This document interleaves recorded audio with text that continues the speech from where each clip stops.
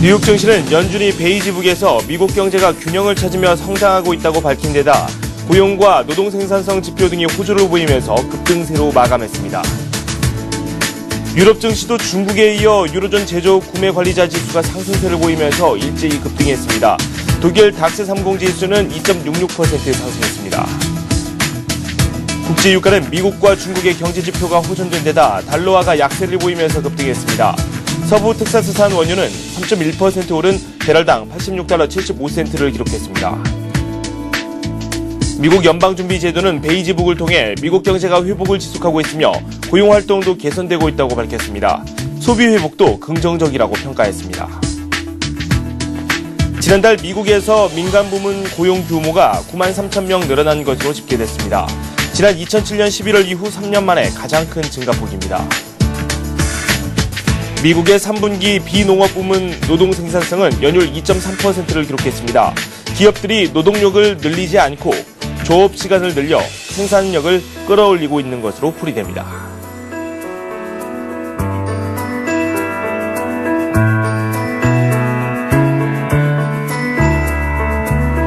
여러분 안녕하십니까. 굿모닝 샌 증시의 김종석입니다. 유럽과 미국 증시 냉각되는 움직임을 보이기도 했는데 어제 장은 또 달랐습니다. 급등하면서 마감이 됐는데요. 미국 증시 2%대 상승세, 유럽 증시 역시 각국의 증시가 강세를 보이면서 시장에 온기를 불어넣는 모습이었습니다. 미국에서는 주요 경제 지표가 상당히 좋았고 향후 경기 진단을 상당히 좋게 보면서 향후 전망 자체를 상당히 좋은 쪽으로 끌어가려는 움직임이 계속해서 나오고 있습니다. 구체적인 내용 살펴보도록 하겠습니다. 동양증권증권 장영철 과장과 함께하도록 하겠습니다. 어서 오세요. 안녕하십니까. 급등세가 연출이 됐어요. 3대 지수 모두 좋은 흐름이 나왔고 일단 경제지표 쪽도 상당히 좋았거든요. 마감 상황부터 살펴보도록 하죠. 네, 맞습니다. 일단 지난주에 가지고 최근 들어가지고 계속 이제 경제 지표들이 계속 이렇게 호조를 지금 보이고 있는데요. 이런 부분 자체가 최근 들어가지고 일단 모든 그 글로벌 경기, 특히 그 미국 다우 경기 자체가 오늘 안정을 좀 많이 찾아간다는 게 그 여건을 많이 형성해주고 있는 것 같습니다. 일단 글로벌 경기에 대한 그 경제 회복에 대한 그런 부분이 증시 자체를 계속 이렇게 상승세 추세로 좀 많이 만들어가고 있는데요. 물론 반면에 약간 좀 이렇게 악재성도 좀 많이 나타나고 있습니다. 유럽 위기에 대한 그 아직 풀리지 않는 그런 부분이 많이 남아 있는데요. 일단 최근 들어가지고 다시 또 스페인도 좀 많이 불거져 나오고 있지만 일단 그 유럽의 그 재정 위기 같은 경우에는 글로벌에 대한 그 자금 동조력이 워낙 이렇게 강하게 지금 현재 형성되다 보니까 이런 부분도 약간 알려져 있는 악재 정도로 좀 많이 나타나면서 이제 시장에 대한 그 경제 회복에 대한 그 시장의 낙관적인 전망을 아직 많이 꺾지 못하는 그런 부분이 아니었나 이렇게 보여져요. 어제 같은 경우에 이제 다우 증시 같은 경우에는 가장 큰 게 경제 지표의 발표와 그다음에 향후에 대한 그 전망 자체가 좀 뚜렷하게 좀 긍정적인 그 효과를 발휘하면서 시장 자체가 다시 한번 급등세를 좀 나타내는 그런 모습이 아니었나 그렇게 보여지고 있는데요. 일단 어제에 대한 그 급등세 같은 경우에는 좀 약간의 좀 흐름 자체가 좀 그 이슈화 좀 한번 시켜 볼 만한 게요. 어제 다우지수 차트 같은 거 한번 분석을 해보시면 실제로 최근 들어가지고 일단 계속해서 이렇게 좀 많이 좀 눌려 있다가 어제 같은 경우는 이제 경제 지표에 대한 그런 호재성 때문에 급등세를 좀 많이 나타냈는데요. 실제로는 좀 양봉 자체가 굉장히 좀 큰 폭으로 좀 많이 나타나면서 시장의 단기적인 시장에 대한 그 전망치를 나타낼 수 있는 그 20일 이동 평균선을 다우지수 같은 경우는 가뿐하게 좀 이제 넘어섰다는 게 시장에서 좀 호재성으로 좀 많이 일단은 긍정적인 모멘텀이 좀 많이 일어날 것 같고요. 그 다음에 12월에 대한 그 특징 자체가 특징도 일단 12월 같은 경우에는 아무래도 증시에 대한 그런 호재성 그런 부분이 좀 많고 그런 부분에 대한 그 소비 재무라든지 그런 부분에 대한 그런 호재성 그 모멘텀이 굉장히 많기 때문에 12월하고 1월 달에 따른 그런 그 증시 자체의 그 상승 효과 자체가 좀 많이 뚜렷하게 지금 현재 나타날 것으로 예상을 좀 많이 하고 있기 때문에 그 이전 고점인 11,450선도 좀 이렇게 12월 넘어서는 가뿐하게 넘어가지 않을까. 그 넘어갔을 때는 다시 한 번 더 큰 또 상승에 대한 그런 모멘텀을 좀 이어가지 않을까. 그렇게 좀 많이 나타나고 있는데요. 일단 전망 자체는 굉장히 좀 많이 긍정적이기 때문에 다른 그런 악재성 그런 멘트라든지 악재성 모멘텀 자체가 좀 이렇게 많이 약화되는 수준이 좀 많이 나타내버리면 다시 한 번 더 글로벌 시장은 좀 이렇게 자산 시장이 좀 많이 형성되지 않을까 그렇게 예상해 보고 있는데요. 반면에 또 조심해야 되는 그런 부분도 또 한번 또 생각해 볼 수 있지 않은 그런 부분인데 하여튼 여러모로 좀 많이 고민도 좀 많고 긍정적인 고민도 많고 또 부정적인 그런 고민도 많은 그런 시점이 아닌가 그렇게 좀 예상되어집니다. 네. 많이 올라간다면 또 차익 매물을 또 생각해야 될 시점이 네, 분명 맞습니다. 올 거고요. 12월, 1월 증시에 대해서는 상당히 긍정적인 시각을 한번 보여주셨습니다. 이전 고점도 돌파가 가능한 권역에 이르렀다. 이 미국 증시에 대해서 이런 평가를 내려주셨는데요. 구체적으로 어떤 내용들이 나왔는지 살펴봐야 되겠죠. 그동안 미국 경제에서 좀 독이 됐던 부분 한번 짚어보자면 고용 부분을 가장 먼저 들 수 있을 것 같아요. 고용이 좀처럼 늘지 않으면 뭐 또 소비가 많이 늘어나지 않을 테고 뭐 이런 부분이 또 미국 경제 전반적으로 미치는 영향이 상당히 많기 때문인데 이 고용이 점차 회복이 되고 있다고요. 네, 맞습니다. 최근 글로벌 증시의 그 지표 같은 거 보더라도 굉장히 좀 교과서적으로 좀 많이 움직이는 게 일단 고용이 일단 제조업 경기가 좀 많이 향상을 되고 있음에도 불구하고 그 이면에는 다시 한번 더 고용에 대한 그런 증가 부분이 좀 나타나면서 선순환 구조가 좀 많이 나타나야 되는데 그런 부분이 시장 자체 연결고리가 좀 많이 끊어짐으로 인해 가지고 시장한테는 제조업 경기는 많이 강해지는 반면에 오히려 또 시장에서도 다시 한번 더 출렁거리는 그런 부분이 많이 나타나는데 이번에는 고용 부분이 좀 가장 크지 고용 부분에 대한 부재가 좀 많이 컸지 않았나 그렇게 예상되는데요. 뭐 어제 같은 경우는 이런 부분을 좀 약간 일축할 수 있게 그 ADP 11월 민간 고용 부분이 그 예상치를 깨고 한 9만 3천 명 정도의 그 일자리가 좀 증가하면서 실제적인 이런 고용 부분에 다시 한번 더 이렇게 회복 국면에 나서지 않나라고 좀 많이 예상을 하고 있는데요. 일단 뭐 소기업부터 중소기업, 그 다음에 대기업까지 골고루 일단 그 고용에 대한 그 인구에 대한 그 일자리 전망치가 좀 이렇게 긍정적으로 나타나면서 시장에서는 이런 경기 회복에 대한 그런 수혜 부분이 고용 부분에서도 다방면으로 좀 많이 이루어지지 않나 그렇게 좀 많이 예상을 하고 있는데요. 일단 뭐 고용 지표 같은 경우에는 향후에 가장 많이 크게 일단 향상되어야 되는 부분이고 이런 부분이 향상되었을 때 다시 한번 더 경제 회복에 대한 그런 부분이 안전하게 갈 수 있는 그 기저 역할을 할 수 있기 때문에 그런 부분에 대해서 좀 이렇게 한번 체크를 좀 많이 해보면서 어제 같은 경우에도 시장에 굉장히 큰 긍정적인 모멘텀을 이루어지지 않나 보여지는데요. 일단 뭐 금요일 날, 그 미국 시간으로 금요일 날 발표될 11월 고용 보고서가 향후 이제 어떻게 나타날지에 따라 가지고 다시 한번 더 그 향후에 대한 그 변동성이 다시 한번 나타날 수 있는데요. 일단 긍정적으로 좀 나타날 것이라고 시장에서 예상을 많이 하기 때문에 좀 긍정적인 그런 변동성을 좀 이어가지 않을까 그렇게 좀 예상되어집니다. 고용 역시 긍정적이다 이런 평가를 내려주셨습니다. 미국 기업들이 최근 금융위기를 겪으면서 기업의 그 펀더멘탈이라고 할까요? 그런 기초 체력을 다지는데 좀 주력을 했나 봅니다. 노동 생산성이 상당히 좋아졌어요. 예, 맞습니다. 일단 노동 생산성도 어제 같이 발표를 했는데요. 네네. 노동 비용과 같이 발표를 했는데 일단 노동 생산성 같은 경우에도 3분기에 연율 따지면 한 2.3% 정도 일단 증가하는 그런 모습 보이는데요. 아마 시장에서 일단 전망치 같은 경우에는 한 1%대 정도로 예상을 했는데 실제적으로 일단 노동 생산성이 굉장히 좀 많이 증가했다고 좀 나타날 수 있는데요.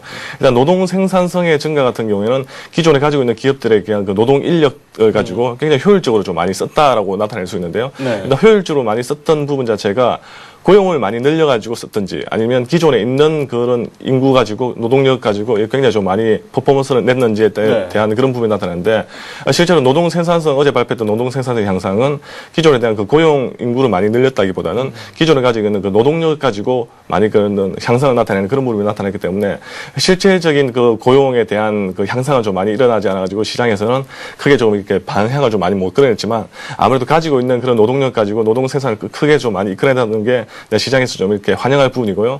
또 이런 부분이 향후에 다시 고용 증가로도 많이 이루어지기 때문에 왜냐하면 고용 생산성에 대한 그 효율성은 한계가 있기 때문에 그 한계를 다시 극복하기 위해서는 어쩔 수 없이 고용을 다시 또 늘려야 되는 그런 부분이기 때문에 시장에서도 좀 이렇게 긍정적인 모멘텀이 되지 않았나 그렇게 나타내고요. 어제 같은 또 기업들 그 노동 비용도 발표됐는데 반대로 노동 비용 같은 경우에도 일단 노동 생산성이 증가함에 따라서 노동 비용도 안정세를 좀 찾아가지 않나 그렇게 보여지는데요. 일단 준비한 차트가 있는데요. 준비한 차트를 한번 보시면 실제로 비농업 부분 노동 생산성이라든지 아니면 그 노동 비용 자체가 좀 이렇게 많이 나타나는데 시장에서는 최근 들어가지고 굉장히 좀 많이 악화됐다가 다시 한 번 더 노동 생산성이라든지 그런 게 좀 이렇게 긍정적인 모멘텀으로 좀 이렇게 상승 추세를 좀 나타냈던 게 시장의 좀 어느 정도의 특징이 아니었나 그렇게 보여집니다. 그렇군요. 제조업 지수가 또 발표가 됐습니다. 11월 제조업 지수 내용이 발표되는데 시장 예상치에 부합하는 그런 내용이 나왔어요. 네, 맞습니다. 일단 제조업 지수 같은 경우에도 그 ISM 제조업 지수도 일단 50을 넘어서면 일단은 계속해서 경기 확장 국면에 나타내고 있는데요. 일단 그 제조업 지수가 이제 발표됐던 것 같은 경우에도 일단 56.5로 나타나면서 계속적인 일단은 경기 확장 국면에 계속 나타내고 있다라고 좀 예상을 많이 하고 있는데요. 일단은 뭐 언론에 알려진 바로는 한 16개월 정도 굉장히 큰 기간 동안에 좀 오랜 장기간 동안에 계속해서 제조업 경기는 확장 지수에 좀 많이 확장 국면에 많이 나타내고 있기 때문에 시장을 최근 들어 가지고 뭐 글로벌 시장을 이렇게 단단하게 버텨주는 하나의 그 버팀목 지수가 되지 않았나. 네. 어떻게 보면 금융위기 이후에 가장 효자적인 그런 지수 중에 하나였는데요. 이런 제조업 경기가 꾸준하게 아직까지는 꺾이지 않고 많이 살아있다는 게 향후에 나타날 그런 경기 회복에 대한 기대감도 다시 한번 부합되는 그런 부분이 아니었나 그렇게 보여집니다. 네. 미국의 10월 건설 지출 내용도 또 발표됐습니다. 경제 지표가 상당히 많이 나왔는데 전월 대비 0.7% 증가했다고 하는데요. 구체적인 내용 살펴보도록 하겠습니다. 예, 어제 같은 경우도 건설 지출도 발표됐는데요. 네네. 일단 건설 지출 같은 경우는 시장의 그 전망치보다는 발표치가 좀 더 많이 상향했는데요. 일단 전망은 한 마이너스 0.4% 정도가 전망될 것이라고 마이너스 성장을 예상했는데 실제로 한 0.7% 정도로 해가지고 플러스 성장을 좀 많이 나타냈습니다. 특히 건설 지출 같은 경우는 일단 민간 쪽에 대한 건설 지출이 좀 한 0.8% 정도 늘어나면서 그 부동산 경기에 대한 다시 한 번 더 안정세를 좀 이렇게 예상을 좀 할 수 있는 그런 부분이 아니었나 그렇게 보여지는데요. 일단 공공건설 지출 같은 경우도 한 0.4% 정도 증가하면서 시장이 민간과 그 공공건설 지출 자체 꾸준하게 그 부동산 경기에 대한 안정세를 좀 이렇게 찾아가지 않나 그렇게 시장을 많이 예상하고 있는데요. 특히 뭐 최근 들어 가지고 주택 경기 지표도 발표됐을 때 주택 경기 지표 같은 경우도 상승 안정세를 좀 많이 찾아가고 있는 국면을 나타낼 때 이런 부분 건설 지출 이런 부분도 향후에 대한 그 시장에 대한 부동산 전망 자체도 좀 이렇게 안정을 찾아갈 수 있는 그런 여건을 마련하지 않았나 그렇게 분석되어집니다. 네. 그리고 좀 미국에서 걱정이 됐던 부분이 있습니다. 3대 중요한 부분이라고 말씀드릴 수 있을 텐데, 뭐 고용이라든지 소비, 그리고 그 안에서 찾아볼 수 있는 이 부동산 경기 불안, 이런 부분에 있어서 좀, 점차 불안감이 해소가 되고 있는 듯한 그런 모습이 점차 나타나고 있습니다. 그래서 그런 걸까요? 미국 또 연준이 베이지북을 또 발표를 했는데, 내용을 살펴보니까 상당히 긍정적인 내용이 많이 담겨 있었어요. 예, 맞습니다. 일단 뭐 경제 동향을 발표하는 일단 베이지북 발표가 되어 있었는데요. 일단 시장이 가장 긍정적으로 추가적인 뭐 지난달 같은 경우 베이지북에서 발표했던 내용 같은 경우는 시장이 어느 상승 추세를 나타내고 있지만 아직까지 상승해서 좀 꺾이지는 않지만 완만하게 하향 안정을 찾아갈 것이라고 예상을 좀 많이 했습니다. 근데 한 달 만에 또 발표 그 경제 동향이 좀 많이 바뀌었는데요. 일단 12개 지역 가운데서도 일단 보스턴과 샌프란시스코를 포함한 5개 정도 지역에서는 경제가 완만한 속도로 성장했다라고 일단 발표가 나왔고요.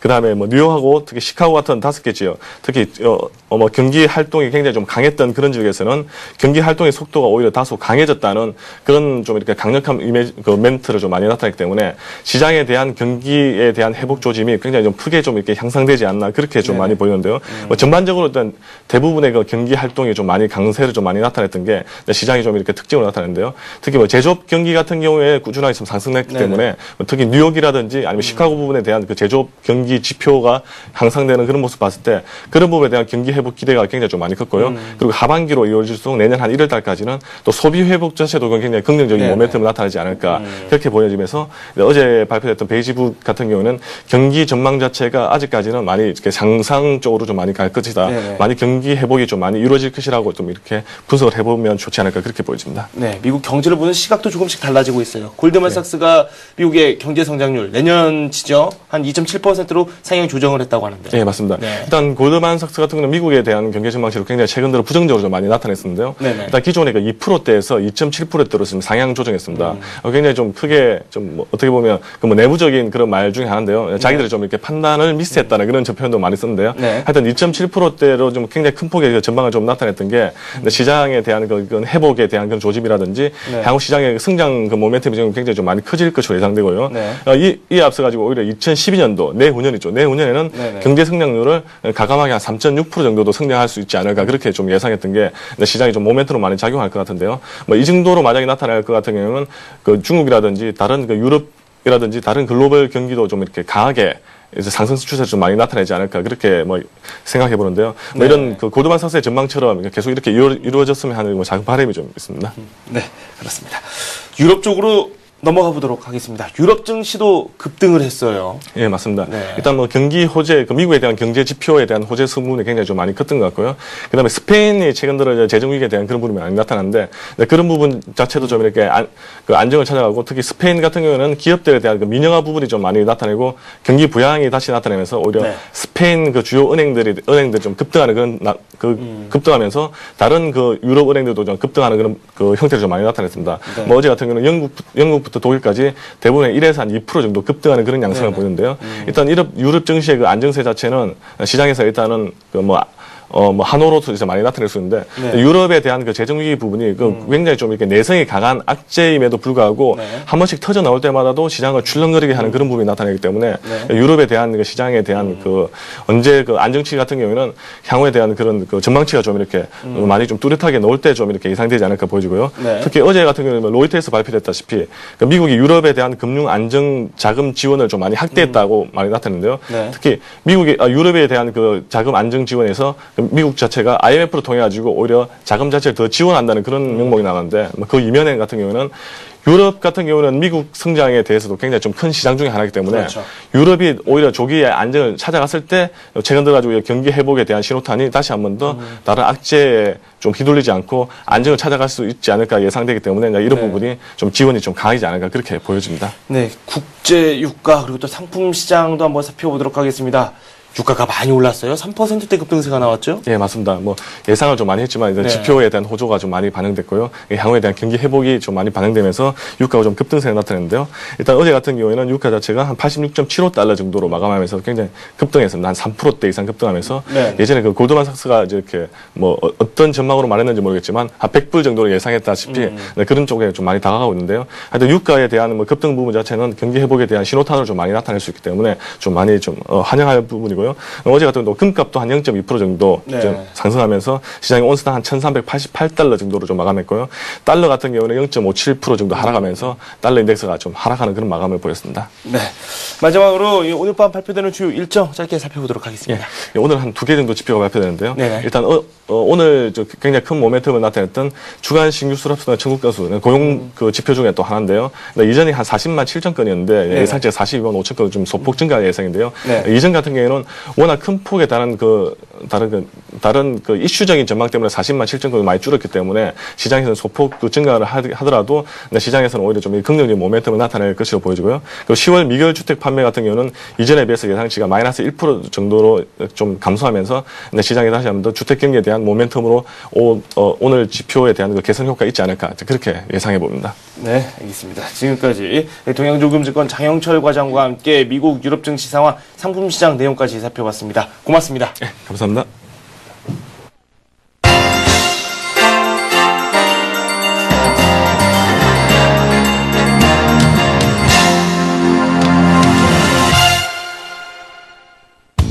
안녕하세요. 글로벌투데이 박미라입니다. 글로벌투데이 매일 이 시간에서는 세계 최대 경제금융 미디어 AP통신과 온라인 동영상 커뮤니티인 유튜브를 통해서 세계 각국의 경제 소식과 해외 토픽들 발빠르게 소개해드리겠습니다. 먼저 AP통신 주요 소식부터 만나보겠습니다. 유럽 안보협력기구 정상회담이 1일 카자흐스탄에서 성엄한 분위기 속에 개막됐습니다. 회담에 참가한 김성환 외교장관은 마지막 날 최근 북한 도발과 관련한 연설을 할 예정입니다. 안보 협력을 위한 세계 최대의 정보 간 협력기구인 유럽 안보협력기구 정상회담이 1일 중앙아시아 카자흐스탄 수도인 아스타나에서 개막됐습니다.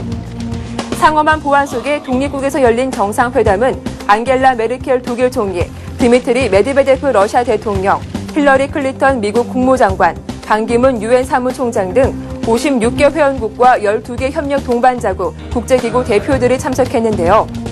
협력 동반자국인 우리나라는 김성환 외교통상부 장관이 참여했습니다. 지난 1999년 터키 이스탄불에서 처음 열리고 나서 11년 만에 열리는 이번 정상회담에서 대표들은 아프가니스탄 갈등과 키르기스탄 분규, 마약 밀거래, 테러리즘 문제 등을 논의하게 됩니다. 또 올해 교착돼 온 개정된 유럽 재래식 무기 감축 협정의 비준에 대해서도 논의할 것으로 예상되는데요. 개막 첫날은 개최국인 카자흐스탄의 누르술탄 나자르바예프 대통령과 반기문 유엔 사무총장, 클린턴 미 국무장관 등이 연설을 하는데요. 김성환 장관은 정상회담 마지막 날인 2일 최근 북한의 도발 행위로 야기된 한반도 상황을 설명하고 한반도와 동북아의 평화와 안정을 위한 관심과 협조를 요청하는 연설을 할 계획입니다. 위키리크스 파장이 연일 계속되고 있는 가운데 위키리크스 설립자의 피난처를 제공하겠던 에콰도르가 제안을 철회했습니다. 에콰도르의 라파엘 코레아 대통령이 스웨덴 사법당국을 비롯해 인터폴의 추적을 받고 있는 위키리크스 설립자 줄리언 어센지에게 피난처를 제공하겠다고 자국관리의 발언을 부인하고 나섰습니다. 코레아 대통령은 30일 킨토 루카스 외무차관이 전날 어센지에게 거처를 제공할 준비가 돼 있다고 발언한 것은 외무장관이나 대통령 자신의 승인을 받지 않은 것이었다고 해명했는데요. 리카르도 파티노 에콰도르 외무장관도 정부는 어센지에게 피난처를 제공할 의사가 없으며 법적, 외교적 측면에서 살펴봐야 할 것이 있다고 밝혔습니다. 미군의 이라크전, 아프가니스탄전 기밀 문서 폭로에 이어 최근 미 국무부 외교 전문을 대거 공개해 세계 외교가의 파란을 일으킨 어센지는 8월 스웨덴에서 두 여성을 성추행, 성폭행한 혐의로 스웨덴 사법당국의 추적을 받고 있습니다. 앞서 루카스 차관은 29일 인터넷 사이트 에콰도르 메디아토에 우리는 아무런 문제나 조건도 없이 어센지에게 에콰도르 내 거처를 제공할 준비가 돼 있다고 말한 바 있습니다. 나사의 중대 발표 예정으로 외교 생명체에 대한 논란이 불거지고 있는데요. 미국 항공우주국이 우주생물학과 관련해 2일 중대 발표를 하겠다고 예고했습니다. 이날 회견에선 나사의 우주생명체 프로그램 책임자인 메리 보이텍 국장을 비롯해 헬리사 울프사이먼 나사 우주생물학 연구원 등 우주생물학자 5명이 나와 관련 내용을 발표합니다. 나사의 발표에 구체적으로 어떤 내용이 담길 것인지 알려지지 않고 있는데요. 다만 우주생물학적인 발견을 언급했다는 점에서 외계인 또는 우주 미생물체의 실존 여부와 관련된 내용일 것이란 추측이 나오고 있습니다.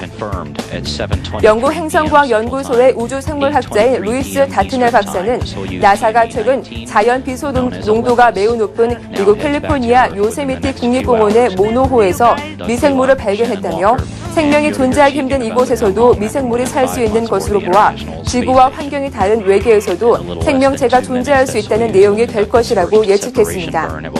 한편 나사의 발표 계획이 전해진 1일 각종 인터넷 포털에선 나사 중대 발표가 실시간 검색어에 오르며 큰 화제가 됐는데요. 누리꾼들은 중대 발표라고 하니 외계인과 관계 있을 것 같다고 기대하면서도 지난 중국 외교부의 중대 발표 내용처럼 허무하게 끝날지 모른다며 갖가지 추측을 쏟아내고 있습니다. 월드컵 개최지 선정을 하루 앞둔 가운데 대회 유치국과 관련된 흥미로운 비밀 보고 자료가 발표됐습니다. 로이터 통신은 1일 월드컵을 잉글랜드와 미국이 유치했을 때 국제축구연맹이 가장 큰 수익을 거둘 수 있을 것이라고 보도했습니다. 로이터 통신은 경영 자문회사인 맥킨지가 FIFA의 의뢰를 받아 분석한 대회 유치 시 예상 수익 자료에 따르면 2018년 대회 후보지 가운데서는 잉글랜드, 2020년, 2022년 대회 후보지 중에서는 미국이 대회를 열게 됐을 때 가장 큰 수익이 기대된다는 결과가 나왔다고 전했습니다. 비밀 자료로 분류된 이 보고서는 후원, 입장권 판매, 숙박, 라이선스 사업, 중개권 등 5개 부문에 걸쳐 예상 수익을 분석했으며 잉글랜드와 미국이 상대평가에서 100%로 만점을 받았습니다. 보고서에 따르면 2022년 개최 후보지의 예상 수익은 미국을 100으로 봤을 때 일본이 73, 한국은 71, 카타르가 70으로 전망됐으며 호주가 68로 가장 적을 것으로 나왔는데요. 2018년 대회 후보지 가운데서는 잉글랜드가 100, 스페인, 포르투갈이 91로 나왔으며 벨기에, 네덜란드 87, 러시아는 86으로 발표됐습니다. 잉글랜드의 앤디 안슨 유치위원회 위원은 이 보고서의 내용에 크게 고무됐다고 말한 반면 프랭크 로이 호주 축구협회장은 맥킨지는 투표권이 없다며 특별한 변수가 되지 않을 것이라며 대수롭지 않게 여기겠다는 뜻을 밝혔습니다. 최근 고대 건축물의 붕괴가 잇따르고 있는 가운데 이탈리아 폼페이 유적지 2곳이 붕괴돼 문화재 관리 당국에 비상이 걸렸습니다. 이탈리아 폼페이 유적지에서 건축물 2개가 비 때문에 무너져 내렸다고 이탈리아 뉴스통신 안사가 보도했습니다. 지난달 6일 2000년 전 지어진 건물인 검투사의 집이 무너지고 같은 달 30일 도덕주의 집이로 불리는 유명한 저택의 외벽 7m가 무너져 내린 데 이어 이번 사고까지 터져 한 달 새 4차례 폼페이 유적 붕괴 사고가 발생한 겁니다. 감독 당국은 이번에 무너진 2개 건축물의 경우 좀 더 적절한 조치를 취했어야 했으며 빗물이 내리면서 담의 구조를 지탱하고 있던 모르타르가 녹아내릴 가능성이 있다고 지적했는데요. 또한 이번 추가 붕괴 사고는 매우 허약한 상태에 있는 고대 유적지를 보존하기 위한 조치를 더 이상 미뤄서는 안 된다는 점을 보여줬다고 덧붙였습니다. 이탈리아 의회는 오는 10일 의회에서 검토사일지 붕괴 사고 원인과 문화재 보전을 위해 새로 재단을 설립하자는 본디 장관의 제안을 놓고 격론이 예상됩니다. 월드컵 개최지 선정 이틀 앞둔 어제 국제축구연맹은 뇌물수수 혐의를 받고 있는 소속 집행위원 3명에 대한 공식 입장을 발표했습니다. 국제축구연맹이 뇌물보도 수수 의혹을 받고 있는 소속 집행위원 3명에 대해 조사할 방침이 없다고 발표했는데요. 피파는 1일 BBC가 제기한 집행위원들의 뇌물수수 의혹 사건은 이미 2008년 스위스 법정에서 아무 혐의가 없다고 결론이 났다며 다시 조사할 필요도 계획도 없다고 말했습니다. 월드컵 개최국 선정이 이틀 앞으로 다가왔는데도 집행위원들의 떡밥 수수 의혹이 좀처럼 가라앉지 않자 피파가 직접 나선 것으로 풀이되는데요. 아프리카 축구협회도 전날 공식 기자회견을 통해 피파 집행위원이자 CAF 회장인 이사 하야토에 대한 의혹이 전혀 사실과 무관하다고 밝혔습니다. 반면 국제올림픽위원회는 소속 의원이기도 한 하야토에 대해 철저한 조사를 하겠다고 나서 파장은 더욱 확대될 것으로 전망됩니다. IOC는 BBC로부터 관련 자료를 넘겨받을 것이라며 부패와 관련해 단 1%의 행동도 용납할 수 없다는 단호한 입장을 보였습니다. 서유럽에서는 이상 한파와 폭설로 공항이 폐쇄되고 사망자가 발생하는 등 많은 피해가 속출하고 있습니다. 서유럽의 때이른 이상 한파와 폭설이 닥쳐 영국 게트윅 공항과 스위스 제네바 공항 등 주요 공항들이 폐쇄됐는데요. 영국에서 두 번째로 큰 게트윅 공항은 전날 밤부터 눈이 쌓이면서 2일 아침까지 공항 운영이 중단될 것으로 보여 이용객들이 큰 불편을 겪고 있습니다. 독일 프랑크푸르트 공항에서도 강한 바람이 불어 8주로 이용이 중단되면서 지금까지 모두 39편의 출발 및 도착이 취소됐는데요. 스위스 제네바 공항과 영국 스코틀랜드 에든버러 공항도 폭설이 내리면서 이날 낮까지 항공기 운항이 중단됐고 프랑스 동남부 리옹-브론 공항 등도 부분적으로 항공기 운항이 금지됐습니다.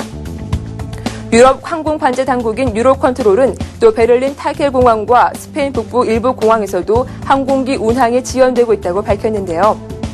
한편 영국과 유럽 대륙을 연결하는 고속 열차인 유로스타는 이날 오전 런던을 출발하는 6편이 취소된 것을 비롯해 운행 중인 열차도 속도를 줄여 늦게 도착하는 등 승객들이 큰 불편을 겪었습니다.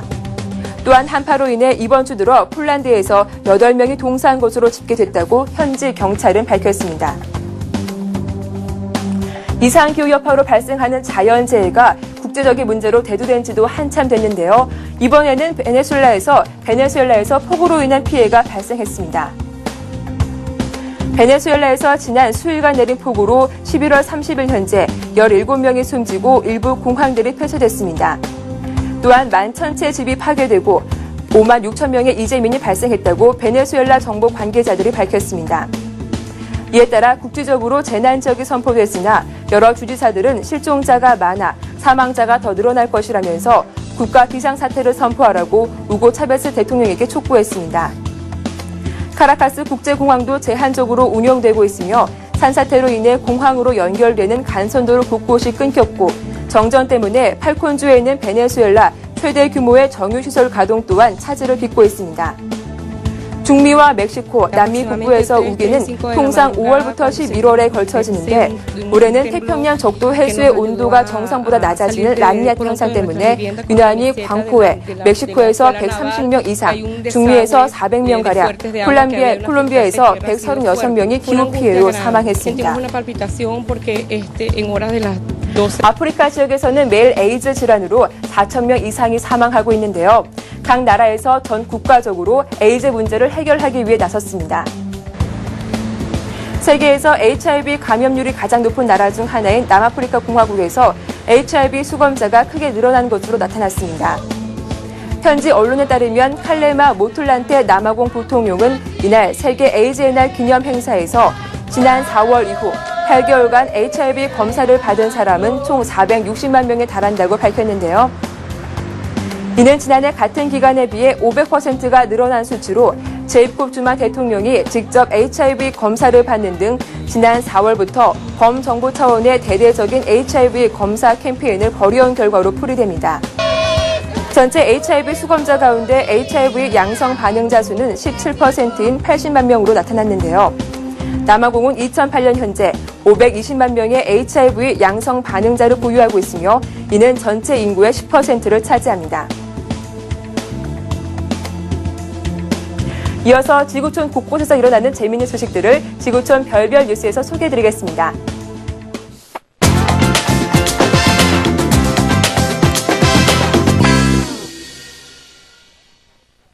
TV 광고에서 풍선을 타고 하늘을 나는 장면 한 번쯤 보셨지요? 과연 실제로 가능할까 의심스럽기도 했는데 풍선 놀이기구를 이용해 하늘을 비행한 사진이 공개됐습니다. 이동통신사 CF에서 나오던 풍선 놀이기구, 즉 에어바운스를 이용해서 하늘을 비행한 사진이 공개됐습니다. 영국 타블로이드 데일리 메일은 미국인 조나단 테프가 멕시코에서 풍선 놀이기구로 18,000피트 상공까지 올라갔다고 전했는데요. 스턴트맨으로 일하고 있는 조나단은 한 영어 채널의 멕시코 런칭 200일을 기념하기 위해 이 이벤트를 준비한 것으로 알려졌습니다. 조나단은 고성능 풍선에 고기를 방출하는 방식으로 18에서 50마일의 속도로 멕시코에서 콜로라도 리온까지 100마일을 비행했다고 합니다. 뚱뚱한 외모에 익살스러운 표정의 고양이가 인터넷에서 화제가 되고 있습니다. 이 고양이는 이탈리아 피렌체에 사는 올해로 5살인 지울리라는 이름의 고양이입니다. 사진 속 지울리는 몸무게가 6kg이어서 몸을 움직이기에 다소 불편해 보이지만 그 뒤뚱뒤뚱하는 모습과 뚱한 표정이 잘 어울려서 인상적인데요.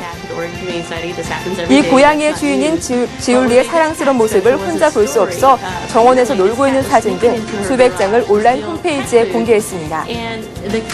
현재 미국과 스페인 등 세계 각지에 있는 지울리의 팬들은 녀석의 익살스러운 장난을 감상하기 위해 꾸준히 홈페이지를 방문하고 있는데요. 개성 넘치는 외모를 가진 지울리, 보는 사람을 흐뭇하게 만드는 매력이 철철 넘치는 것 같습니다. 최근 유기견에 대한 관심이 집중되고 있습니다. 한 TV 프로그램에서는 연예인들이 직접 유기견을 입양하기도 했는데요. 하지만 여기 중국에 비하면 유기견에 대한 관심을 따라갈 수 없겠습니다. 유기견 1,500마리를 돌보는 중국 여성이 중국에서 발견됐습니다. 영국 온라인 매체 오렌지는 중국에 사는 하웬징이란 여성이 1,500마리의 유기견들을 입양해 키우면서 개들과 함께 숙식하고 있다고 보도했습니다. 이 여성은 처음부터 이렇게 많은 유기견을 키운 것은 아니라고 하는데요. 그저 떠돌이게 하나 둘씩 데려다 키우던 것이 전부였다고 합니다. 하지만 유기견을 데려온 횟수가 점차 늘면서 이제 그 숫자가 1,500마리가 됐는데요. 유기견을 위한 그녀의 헌신도 대단합니다. 점차 유기견의 수가 늘자 식사를 챙겨주기 위해 직장도 포기했는데요. 그리고 자신의 집과 차, 보석 등 갖고 있는 모든 물건을 팔아 개들을 위한 구조센터를 세웠습니다. 현재 이 구조센터의 재정은 넉넉하지 못한 상태이지만 보도 이후 많은 사람들이 기부에 나서면서 유기견들의 생활에 보탬이 되고 있다는 훈훈한 소식도 들렸습니다. 여러분, 1등 복권에 당첨될 기회를 바로 눈앞에서 놓쳤다면 어떻게 하시겠어요? 영국에서 한 노인이 복권을 돈으로 바꾸는 방법을 몰라서 1등 기회를 놓쳤습니다. 영국의 한 노인은 복권을 돈으로 어떻게 바꾸는지 몰라 이 복권을 다시 우체통에 넣었다가 잃어버리는 해프닝이 발생했습니다. 영국 타블로이드 데일리 메일에 따르면 랭커셔주 블랙번에 사는 버나드 매큐 씨는 지난달 산 유로 밀리언 복권이 1등에 당첨됐으나 분실했다고 주장하고 있습니다. 매큐 씨의 6명이 나눠 가질 1등 당첨금은 160만 파운드, 약 28억 원 정도입니다. 매큐 씨는 1등 당첨 사실을 알았지만 당첨 복권을 어디에 가져가야 할지 몰라서 복권에 자신의 이름과 주소만 쓴 뒤 복권 발급 회사로 붙였습니다. 하지만 2주가 넘도록 복권 회사에서 별다른 소식이 없자 할아버지는 뒤늦게 가족들에게 당첨 사실을 알렸는데요. 가족이 펄쩍 뛰면서 우체통에 넣은 복권을 되찾으려고 수소문했지만 복권은 중간에서 이미 사라진 뒤였습니다. 해당 복권 회사는 약 6개월 전까지 복권을 찾는다면 당첨금을 수령할 수 있지만 손상되거나 잃어버렸을 경우 당첨금을 수령할 수 없다는 입장을 밝혔습니다.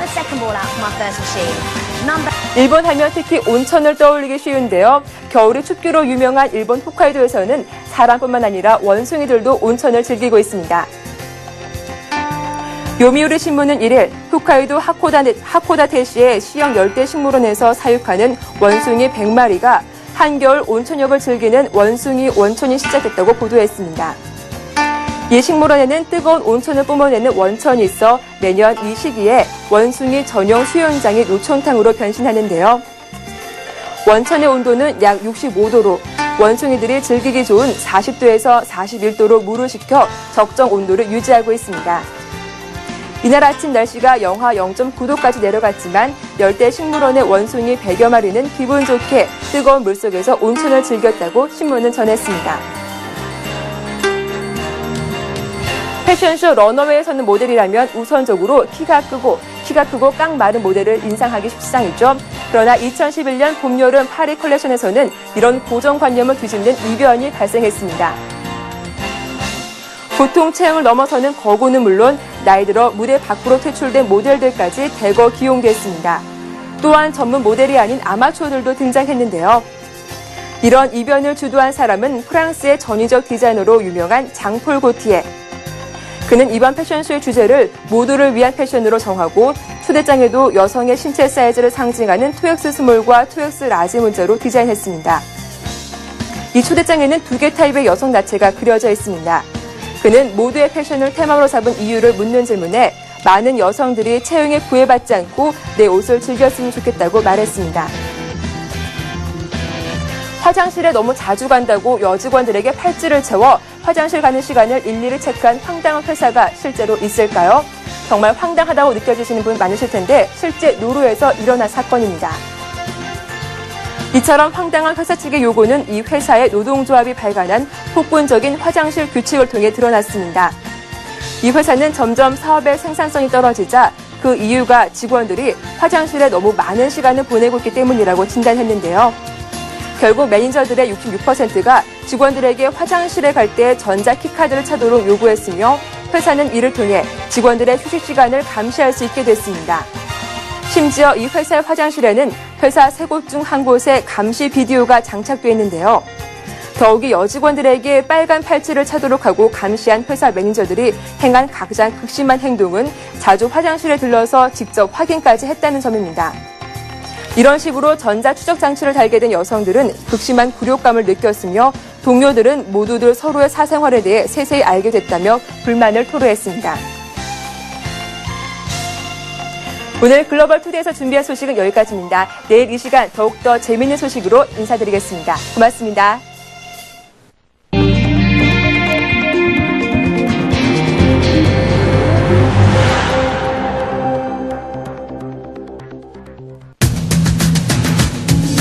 지난해 기업들이 세금 외에 낸 준조세가 32조 6천억 원에 달하는 것으로 나타났습니다. 법인세 세수인 35조 원에 육박해 기업 활동에 큰 부담이 되고 있습니다. 통계청이 발표한 11월 소비자 물가 동향에 따르면 신선식품 지수는 전년 동월 대비 37.4% 올랐습니다. 정부가 겨울 김장철을 앞두고 가격 안정을 추진하고 있는 무와 배추는 지난해 같은 달보다 각각 178.9%, 140.8% 급등했습니다. 11월 23일 이후 일주일간 외국인 직접 투자 규모는 4억 6천만 달러로 북한의 연평도 포격에도 국내에 대한 외국인 투자가 정상적으로 이루어지고 있는 것으로 나타났습니다. 현대건설은 카타르 공공사업청이 발주한 5억 3,444만 달러 규모의 메디컬시티 프로젝트를 수주하면서 단일 업체로는 처음으로 연간 수주 100억 달러를 달성했다고 밝혔습니다. 현대건설 채권단이 현대그룹에 현대건설 인수자금 자료 제출과 관련해 내용이 미흡할 경우 주주협의회의 의결을 거쳐 양해각서 체결을 해제할 수 있다고 밝혔습니다. 네, 서울경제신문 윤홍우 기자와 함께하도록 하겠습니다. 윤 기자 어서 오세요. 안녕하세요.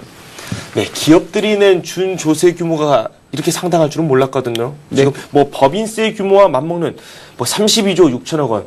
상당한 규모인데 어떤 내용입니까? 네, 그렇습니다. 지난해 기업들이 부담한 준조세가 최대 32조 6,200억 원이 넘는 것으로 나타났습니다. 준조세란 산재보험, 건강보험 등 사회보장성 보험료와 부담금 관리법에 근거한 부담금, 기부금 등을 총망라한 것입니다. 조세연구원에 따르면 지난해 최종 준조세는 사회보험료 20조 7,100억 원, 부담금 11조 5,400억 원, 비자발성 기부금 3,570억 원 등 최대 32조 6,200억 원이 넘는 것으로 나타났습니다. 이 준조세는 강제성의 정도에 따라 광의의 중조세와 협의의 준조세로 나뉘는데요. 광의의 준조세는 기업이 순수한 생산 비용 외에 비자발적으로 지게 되는 금전적인 부담을 모두 포함하고요. 협의의 준조세는 이 중 일부를 제외한 금액입니다. 이번에 광의의 준조세는 32조 2,600억 원, 협의의 준조세는 23조 900억 원으로 집계가 됐는데요. 네. 조세연구원이 추정한 최종 준조세는 광의의 준조세에다 비자발적인 기부금까지 모두 포함한 수치입니다. 네. 이렇게 되면 준조세는 2009년 법인세 35조 원의 약 90%에 달하는 엄청난 수치가 됩니다. 뭐 비자발성 기부금까지 포함이 되어 있다고 하는데 뭐 그 내용이라고 한다면은 뭐 강제성이 좀 있다 그런 말씀이시죠. 뭐 이렇게 좀 준조세가 많다 보면 기업 활동에도 제약이 좀 있을 것 같아요. 또 법인세도 만만치 않게 나오고 있지 않나요? 네, 그렇습니다. 기업인들에게 준조세는 기업 활동을 가로막는 큰 장애 요인으로 꼽히는데요. 환경과 공익 등 각종 명분을 달고 이름도 꼽기 힘든 각종 준조세가 줄줄이 부과되지만 정작 기업들은 그 돈이 어디에 어떻게 쓰이는지 알지조차 못하는 경우가 있습니다. 준조세의 목적과 또 지출이 투명하지 못하는 점도 문제로 꼽히는데요. 네네. 예를 들어서 환경부 소관의 수질 개선 부담금, 수도법상 원인자 부담금, 수질보전법상 배출 부담금 등 이름만 봐서는 얼핏 구별하기조차 힘든 부담금이 한두 개가 아닙니다. 네. 또 문화체육관광부 소관의 출국 납부금처럼 부담자들이 왜 내야 하는지조차 알지 못하는 부담감도 있습니다. 기업들의 부담은 날로 커지지만 지난 5년 사이 13개의 부담금이 신설될 정도로 준조세는 날로 증가하고 있습니다. 전문가들은 준조세를 중장기적으로 좀 축소를 하고 부담금의 성격에 맞지 않는 부담금은 조세로 아예 전환해야 된다고 조언하고 있습니다. 네, 뭐 분명 내용을 살펴보면 중복되는 성격의 그런 조세도 분명 있겠죠. 여러 가지 뭐 통합이라든지 내용 분석을 통해서 기업들이 활동하는 데 있어서 최소한의 이 조세를 낼 수 있도록 좀 노력을 해야 될 것 같습니다. 그리고 물가가 발표가 됐습니다. 소비자 물가가 3.3% 상승폭이 둔화는 됐는데 이 문제는 식품 물가거든요. 네, 그렇습니다. 네. 지난달 소비자 물가는 지난해 같은 달보다 3.3% 올랐습니다. 지난 10월 4.1%까지 오른 것에 비하면 낮춰진 건데요. 전달에 비해서는 오히려 0.6% 떨어져서 5개월 만에 하락세로 돌아섰습니다. 하지만 올 들어 잇따른 기상이변으로 급등한 신선식품 물가는 지난달에도 37.4%나 상승했습니다. 그나마 한 달 전보다 진정된 것이지만 채소만 보면 54.8%나 뛰었습니다. 채소와 과실은 최근 이상 기온과 장마, 호우, 태풍 등으로 작황이 좋지 않았기 때문에 그 영향을 지속적으로 받고 있는 것으로 보이는데요. 특히 여름부터 작황이 부진했던 무와 배추의 경우 각각 179%와 141%가 치솟았습니다. 네. 파와 토마토, 마늘도 예년 가격보다 평균 2배씩 올랐고요. 이렇게 농산물 값이 좀처럼 떨어지지 않는데 반해서 공업 제품과 서비스 가격은 대체로 안정세를 이어가고 있습니다. 금반지는 많이 올랐지만 공업 제품은 상승률이 2.1%에 머물렀고 도시가스 요금이 내려서 서비스는 1.8% 오르는데 그쳤습니다. 정부는 국제 원자재 값이 오를 여지가 아직 많이 남아있는 만큼 선제적으로 대응하면서 김장철로 다시 불거질 수 있는 채소값 불안에도 좀 신경을 쓸 예정입니다. 네. 얼마 전에 저희가 이런 소식을 전해드린 바 있습니다. 연평도 포격 이후에 이 해외 바이어들의 국내 방한이 좀 취소되거나 아니면 연기가 되고 있다. 이런 말씀을 한번 전해드렸었는데 크게 우려할 만한 부분은 없는 것 같습니다. 외국인들의 직접 투자는 또 정상적으로 이루어지고 있다는 그런 이야기가 들려오고 있어요. 네, 그렇습니다. 북한의 연평도 포격으로 국내에 대한 외국인 직접 투자, 즉 FDI가 줄어드는 것이 아니냐 이런 우려가 많았는데요. 지식경제부에 따르면 연평도 포격 이후 일주일간 외국인 직접 투자 규모가 4억 6천만 달러에 달해서 평상 수준을 거뜬히 유지하고 있는 것으로 나타났습니다. 실제 사례를 좀 보면요. 이 기간 동안 미국의 K사가 국내 A사에 1억 달러를 투자하겠다는 신고서를 제출한 것을 비롯해서 일본의 한 회사도 국내 한 회사에 8,350만 달러 규모의 대규모 투자에 나서겠다고 밝혔습니다. 또 중국의 한 회사 역시 국내 한 회사에 4,200만 달러의 투자 계획을 밝히는 등 연평도 포격 사건 이후 1,000만 달러 이상의 투자 신고서만 해도 10건에 달합니다.